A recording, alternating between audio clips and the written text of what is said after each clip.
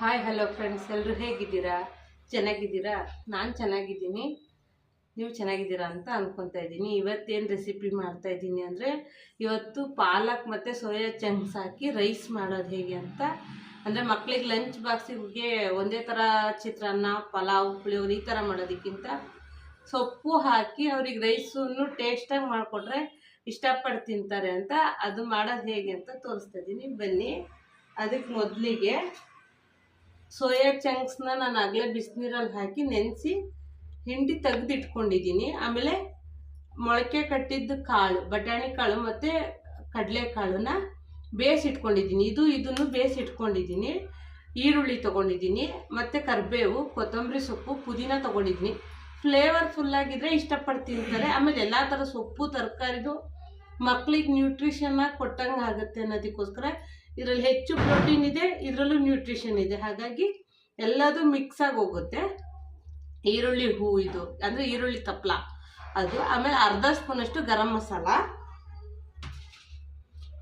ಅನ್ನ ಮಾಡಿ ಇಟ್ಕೊಂಡಿದ್ದೀನಿ ಆಲ್ರೆಡಿ. ಆಮೇಲೆ ಶುಂಠಿ ಬೆಳ್ಳುಳ್ಳಿ ಪೇಸ್ಟು. ಇದಕ್ಕೆ ಟೇಸ್ಟ್ ಕೊಡೋಕ್ಕೋಸ್ಕರ ಪಾಲಕ್ ಸೊಪ್ಪು ಮತ್ತು ಒಂದು 3 ಹಸಿಮೆಣಸಿನ್ಕಾಯಿ, ಕೊತ್ತಂಬರಿ ಸೊಪ್ಪು ಪೇಸ್ಟ್ ಮಾಡ್ಕೊಳ್ಳೋಣ. ಹಾಗೆ ಹಾಕಿದ್ರೆ ಮೆಣಸಿನ್ಕಾಯಿ ಖಾರ ಅಂತ ತೆಗೆದು ಬಿಡ್ತಾರೆ. ಅದು ರೈಸಲ್ಲೇ ಮಿಕ್ಸ್ ಆದರೆ ಗೊತ್ತಾಗಲ್ಲ. ಅದಕ್ಕೋಸ್ಕರ ಇದನ್ನು ರುಬ್ಕೊಳ್ಳೋಣ, ಪೇಸ್ಟ್ ಮಾಡ್ಕೊತೀನಿ. ಈಗ ಪೇಸ್ಟ್ ಮಾಡಿ ಇಟ್ಕೊಂಡಿದ್ದೀನಿ. ಇದು ನಾವು ಎಷ್ಟು ಬೇಕೋ ಅಷ್ಟು ಹಾಕ್ಕೊಳ್ಳೋಣ. ಯಾಕಂದರೆ ನಮಗೆ ಜಾಸ್ತಿ ಅನ್ಸಿದ್ರೆ ನಾನು ರೈಸ್ ಸ್ವಲ್ಪ ತೊಗೊಂಡಿದ್ದೀನಲ್ಲ, ಇದು ಜಾಸ್ತಿ ಇದ್ದರೆ ಇದನ್ನು ತೆಗೆದು ಇಟ್ಕೊಂಡು ಮತ್ತೆ ಬೇಕು ಅಂದಾಗ ಮಾಡ್ಕೊಬೋದು. ಫ್ರಿಜ್ ಇದ್ರೆ ತೆಗ್ದು ಸ್ಟೋರೇಜ್ ಮಾಡಿ ಇಟ್ಕೊಬೋದು. ಈಗ ಒಗ್ಗರಣೆ ಹಾಕೋದು ಹೆಂಗೆ ಅಂತ ಬಾಣಲಿ ಇಟ್ಟಿದ್ದೀನಿ ಫ್ರೆಂಡ್ಸ್. 1 ಸ್ಪೂನ್ ತುಪ್ಪನೂ ಹಾಕ್ತಾ ಇದ್ದೀನಿ ನೋಡಿ. 1 ಸ್ಪೂನ್ ತುಪ್ಪ ಹಾಕ್ತಾ ಇದ್ದೀನಿ.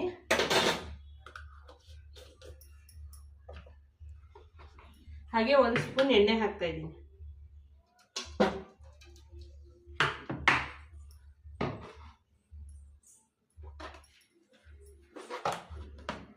ಒಗ್ಗರಣೆಗೆ ಸಾಸಿವೆ ಹಾಕ್ತಾ ಇದ್ದೀನಿ. ಹಾಗೆ ಸ್ವಲ್ಪ ಜೀರಿಗೆ ಹಾಕ್ತಾ ಇದ್ದೀನಿ. ಇದು ಟೇಸ್ಟಿಯಾಗಿರುತ್ತೆ. ಅವ್ರಿಗೆ ಗೊತ್ತೇ ಆಗಲ್ಲ ನಾವು ಏನೇನು ಹಾಕ್ತಿದ್ದೀವಿ ಅಂತ. ಬಟ್ ನಾವೇನಾದರೂ ಒಂದು ಮಾಡಿಕೊಟ್ರೆ ಸುಮ್ಮನೆ ತಿಂತಾರೆ. ಹಾಗಾಗಿ ಈ ಥರ ಡಿಫ್ರೆಂಟಾಗಿ ಮಾಡಿಕೊಡಿ, ಮಕ್ಕಳಿಗೆ ತುಂಬ ಇಷ್ಟಪಟ್ಟು ತಿಂತಾರೆ.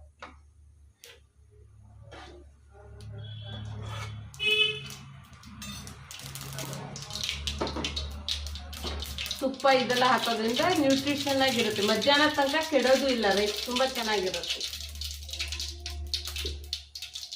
ಈಗ ಪುದೀನ ಹಾಕ್ತಾ ಇದ್ದೀನಿ. ಹಾಗೆ ಕರಿಬೇವು ಹಾಕ್ತಾ ಇದ್ದೀನಿ. ಈರುಳ್ಳಿನೂ ಹಾಕ್ಕೊತಾ ಇದ್ದೀನಿ. ಬೇಗ ಬೇಗ ಆಗುತ್ತೆ, ಯಾಕಂದರೆ ಎಣ್ಣೆ ಕಾದಿರುತ್ತಲ್ವ, ಹಾಗಾಗಿ.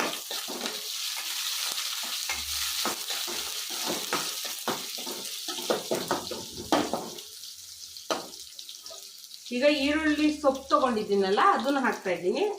ಮೇಲೆ ಗಾರ್ನಿಷಿಂಗಿಗೂ ಇಟ್ಕೊತೀನಿ, ಸ್ವಲ್ಪ ಹಾಕ್ತೀನಿ. ಇವೆಲ್ಲ ಎಣ್ಣೆ ಫ್ರೈ ಆದರೆ ಚೆನ್ನಾಗಿ ಟೇಸ್ಟ್ ಕೊಡುತ್ತೆ. ಅದಕ್ಕೋಸ್ಕರ ಹಸಿ ಸ್ಮೆಲ್ ಇದ್ರೆ ಇಷ್ಟಪಡಲ್ವಲ್ಲ, ಅದಕ್ಕೋಸ್ಕರ.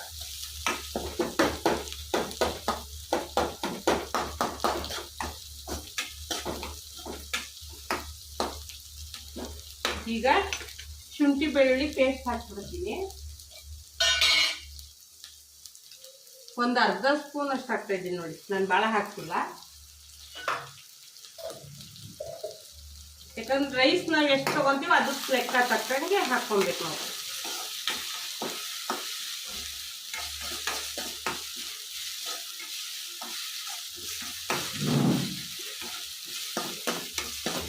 ಇದ್ರ ಹಸಿ ಸ್ಮೆಲ್ ಹೋದ್ರೆ ಸಾಕು. ಇದು ಟೊಮೊಟೊ ಅವಶ್ಯಕತೆ ಇಲ್ಲ ಫ್ರೆಂಡ್ಸ್. ಆಮೇಲೆ ನಾವು ಪ್ಯೂರಿ ಮಾಡಿ ಇಟ್ಕೊಂಡಿದ್ದೀವಲ್ಲ, ಇದ್ರದ್ದು ಹಸಿ ಸ್ಮೆಲ್ ಹೋಗೋದಕ್ಕೋಸ್ಕರ ಇದರಲ್ಲೇ ಹಾಕ್ತಾ ಇದ್ದೀನಿ.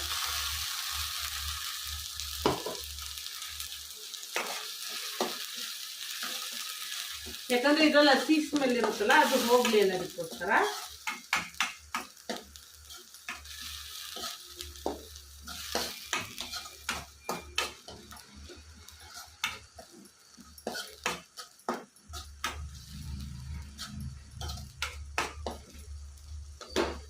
ಈಗ ಸೋಯಾ ಚಂಕ್ಸ್ ಬೇಯಿಸಿರೋದು ಹಾಕ್ತಿದ್ದೀನಿ.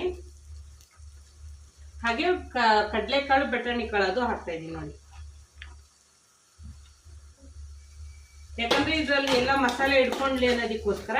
ಈಗ ರುಚಿಗೆ ತಕ್ಕ ಉಪ್ಪು ಹಾಕ್ತೀನಿ. ಈಗ ನಾವೇನು ಉಪ್ಪು ಹಾಕ್ತೀವೋ ಇದು ಹಿಡ್ಕೊಳ್ಳೋದು ಒಂದಕ್ಕೊಂದು ಮಸಾಲೆ ಇದರಲ್ಲಿ, ಅದಕ್ಕೋಸ್ಕರ.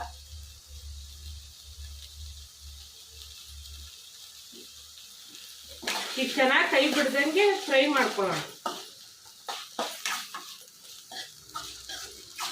ತುಂಬ ಈಸಿಯಾಗಿ ಕ್ವಿಕ್ಕಾಗಿ ಆಗುತ್ತೆ ನೋಡಿ ಸರ್.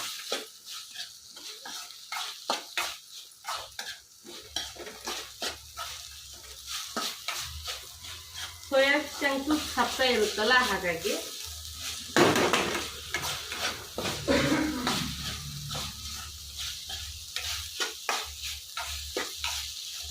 ಬೇಕು ಅಂದರೆ ಖಾರದ ಪುಡಿ ಹಾಕ್ಬೋದು. ನಾನು ಯಾಕಂದ್ರೆ ಹಸಿಮೆಣಸಿನ್ಕಾಯಿ ಹಾಕಿದ್ದೀನಿ, ಅಷ್ಟೇ ಸಾಕು. ಖಾರದ ಪುಡಿ ಏನು ಎಕ್ಸ್ಟ್ರಾ ಏನು ಬೇಡ.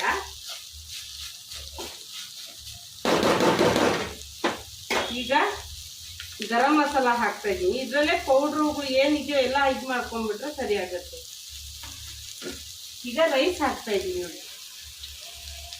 ರೈಸ್ ಆಲ್ರೆಡಿ ಮಾಡಿ ತಣ್ಣಗೆ ಇಟ್ಕೊಂಡಿದ್ದೀನಿ, ಹಾಗಾಗಿ ಅದು ಈಗ ಸರಿ ಆಗುತ್ತೆ ನೋಡಿ ಕಲ್ಸೋದಿಕ್ಕೆ.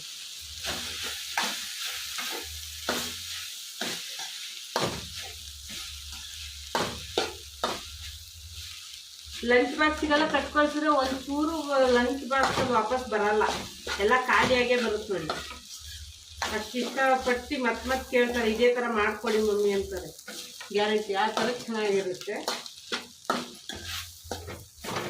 ಈಗ ಇದು ಚೆನ್ನಾಗಿ ಮಿಕ್ಸ್ ಆಗಿದೆ. ಈಗ ಇದಕ್ಕೆ ನಾನು ಕೊತ್ತಂಬರಿ ಸೊಪ್ಪು ಹಾಕ್ತಾ ಇದ್ದೀನಿ, ಹಾಗೆ ಈರುಳ್ಳಿ ಹೂವು ಹಾಕ್ತಾ ಇದ್ದೀನಿ ನೋಡಿ.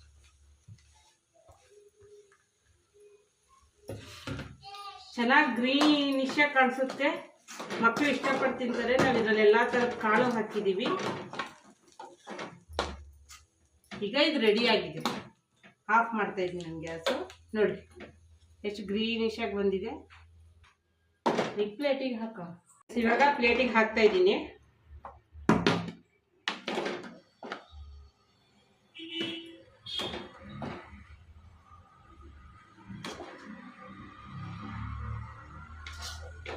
ಇದ್ರ ಜೊತೆಗೆ ಏನಾದರೂ ಒಂದು ಚಕ್ಲಿನೋ ಕೋಡ್ಬಳೆ ಏನಾದರೂ ಇಟ್ಟು ಕೊಟ್ಬಿಟ್ರೆ ಪ್ಲೇಟ್ ಫುಲ್ಲು ಕ್ಲೀನಾಗಿ ಬರುತ್ತೆ. ಒಂಚೂರು ರೈಸ್ ಉಳಿಯಲ್ಲ. ನೋಡಿ ಎಷ್ಟು ಗ್ರೀನಿಶಾಗಿ ಎಷ್ಟು ಚೆನ್ನಾಗಿ ಕಾಣಿಸ್ತಾ ಇದೆ.